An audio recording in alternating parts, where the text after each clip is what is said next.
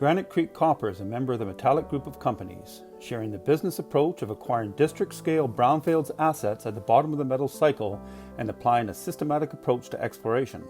Modern technologies and exploration models are brought to bear with all three companies targeting world-class discoveries. Granite Creek Copper owns 100% interest in the 115 square kilometer Stu Copper-Gold project located in the Minto Copper District of Canada's Yukon Territory. Located approximately 210 kilometers northwest of Whitehorse, Yukon's capital city, and 47 kilometers from the village of Carmacks, the property has excellent access to infrastructure with grid power and paved road less than 20 kilometers away.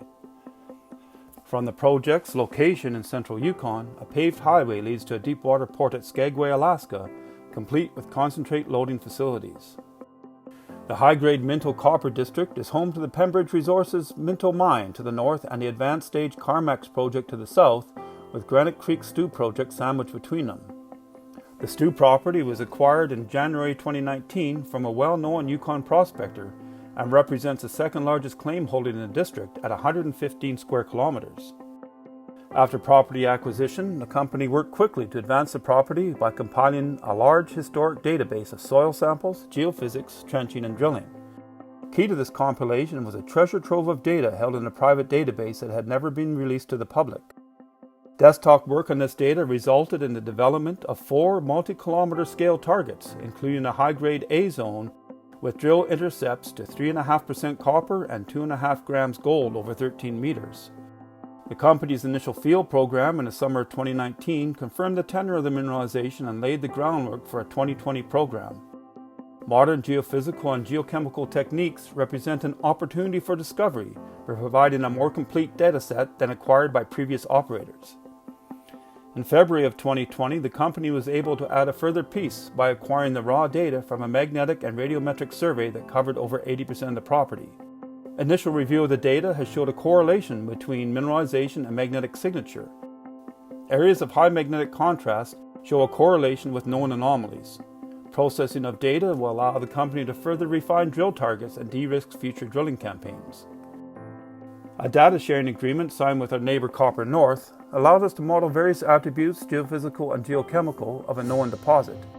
This modeling, in conjunction with our own data compilation, allows us to design and refine exploration programs on our ground.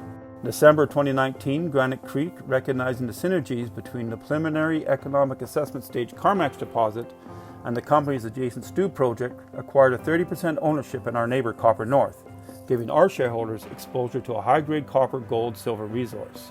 The company looks forward to attracting further interest and investment in the Minto Copper Belt and continues with a collaborative approach to development. The producing Minto mine and advanced stage Carmacks deposit, along with the blue sky represented by the Stu project, make the district a compelling place to invest.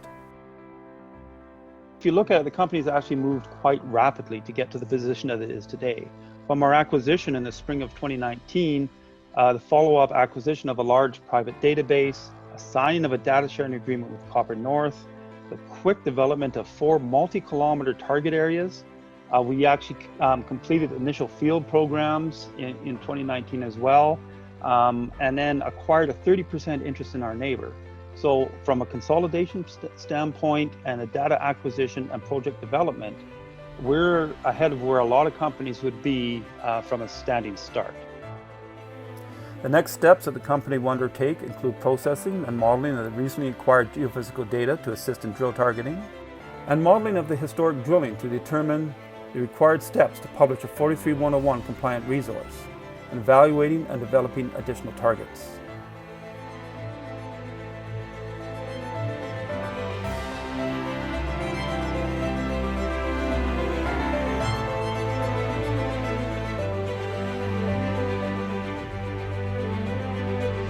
Excellent. Thank you for that, and welcome, Tim. How are you doing today? Oh, not too bad. Hanging in there. Great. Well, it's great to see you, and I like the background that you have going there. You have some experience on the Zoom platform. We do a few Zoom calls, yes. I think we are probably doing at least one a week, either internally or our investor presentations. You can always tell the more advanced Zoom users are the ones that have the good background. So. Well, you're not doing too bad yourself. Well, mine's a natural one, but it's nice to have some foliage in the picture for sure. So listen, Tim, you mentioned in the presentation there, it's interesting about the 30% interest in Copper North. So now this is a project that's got an economic study, but the company really hasn't made that much kind of traction in the market. So what do you see as the value proposition there? Can you outline it for our investors that are currently on the video conference call right now, and kind of take us through what you see the trajectory being on that? Yeah, so I think from a potential consolidation story, I think when you look at the asset that Copper North has, they've got roughly a 7-year mine with a 4-year payback. And I think, you know, we can probably reference Don's comments in the previous presentation. That's not a very good multiple. But we have a large land position, very prospective land position, and we really got the blue sky to be able to turn that into a 7-year mine to, you know, a multiple of a 14, 21-year mine, whatever it works out. So, you know, that's what we see the value proposition from purely a consolidation play in the district. Right. And kind of staying with that, what about the relationship with Pembridge to the north of you? They brought the Minto mine back into production. What's that relationship look like, and is that relevant? It is relevant. Like I said in the presentation, we take a collaborative approach. We don't see, you know, standing alone and trying to keep everything contained to one company as adding value to shareholders. We're open to discussions with them. They have an operating mill. They have a limited mine life. You know, I would think they would be looking south down the belt for further mill feed. That's what we like to think anyways. And, you know, we keep an open dialogue, including sharing of infrastructure and just looking at how the belt itself can be developed the most efficient way. Okay. Now, if these are porphyry or porphyrious deposits, what kind of gold values are you seeing on top of the copper? Right now, I mean, the Carmacks project to the south, their grades are just under 1% copper with between a 0.3 to a 0.5 grams gold. So it's a pretty good gold kicker. You're right, they are porphyry-esque, but they're not a porphyry anymore as far as we understand. It may have been a porphyry at one time, but the entire belt's been consolidated. It's been metamorphosed, and that event caused an upgrade of grade throughout the belt. So in a porphyry system, you might be running 0.3 to 0.5 copper. In these systems, you're running over 1%, and then gold comes along with that. Excellent. Well, you're certainly in a great jurisdiction. There's no question about that. We're looking forward to our thought leadership panel tomorrow, where we're going to do a deeper dive on what's going on in the Yukon. Now, you've just closed a modest financing as well. So why don't you take us through what you're planning for the rest of this year for the exploration season? I don't know if you need to reference COVID in that or not, if that's affecting anything. COVID is affecting things. It looks like the Yukon is starting to open up. They're targeting sort of phase 2 the beginning of next month. So we've got some tentative plans depending on how that opens up. That historic database that we acquired includes roughly 5,000 meters of core that was drilled in the A zone that has those really high grade hits. So we want to get at that core and do some reassaying of that. Our understanding is only 20 to 25% of the core was ever assayed previously. And we know from personal communication with some geologists that have been on the ground that some of that unsampled core is mineralized. You know, in 1980, they were looking for a pretty high cutoff. So they probably were only sampling stuff that was really juicy.